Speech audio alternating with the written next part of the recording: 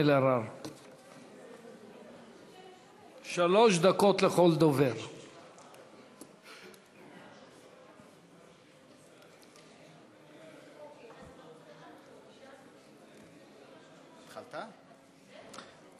אדוני היושב-ראש, חברי חברי הכנסת, ראש הממשלה, כאשר שאלו אותו על החלטה של טראמפ להעביר את השגרירות לירושלים, הוא אמר רק מילה אחת: אדיר.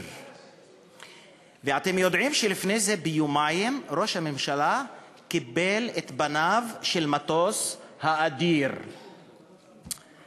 אני רציתי שראש הממשלה יתפאר ויגיד אדיר כאשר הוא באמת פותר את הבעיות הכלכליות והחברתיות של האזרחים במדינת ישראל, ובכללם האזרחים הערבים במיוחד.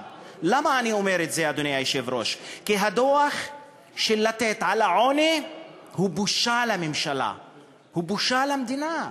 כאשר אין הפחתה במספר ובאחוז המשפחות הערביות הסובלות בעוני, אלא להפך, יש עלייה 53% פלוס פסיק כמה, גם 3 או 4 משפחות שהן מצטרפות לקו העוני. בקשר לילדים, אחוז גדול, יותר מ-50% מהילדים הערבים סובלים מהעוני. היום היינו בביקור בעיר רהט בדרום, שם 70% מהמשפחות סובלים וסובלות מהעוני. אדוני היושב-ראש, אני רציתי תשובה פעם מראש הממשלה אדיר, שייתן לי הישג כאשר הוא יציל אנשים מהעוני, יבטיח להם ביטחון כלכלי, חברתי, תזונתי. ראש הממשלה במקום זה, מה עושה לאוכלוסייה הערבית?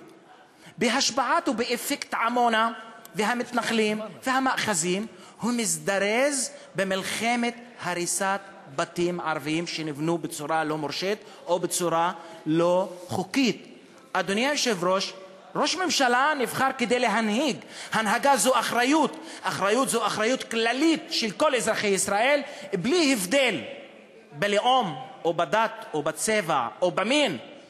החברה הערבית סובלת ממשבר דיור. במקום לפתור, לבנות, לתכנן, ההריסה אינה הפתרון. יש אמרה מפורסמת, אדוני היושב-ראש, לאחד החליפים הערבים, החליף השני, חליף א-ראשידי עומר בן אל-ח'טאב, כאשר היה רעב במדינה, הוא אמר לפקידים שלו, אל תיקחו זקה. זקה זה אחד מעמודי התווך של האסלאם, זאת מצווה. אמר אל תיקחו זקה מהאנשים בגלל הרעב, ואמר את המשפט שצריך להנהיג כל מנהיג. הוא אמר בערבית, لا نأخذ منهم ما لنا حتى نؤدي لهم ما علينا. לא לוקחים, לא ניקח מהם מה שהוא לנו כמדינה, עד שניתן להם מה שמגיע להם. זו המדיניות הצודקת, וזה הדבר האדיר. תודה. תודה לחבר הכנסת מסעוד גנאים.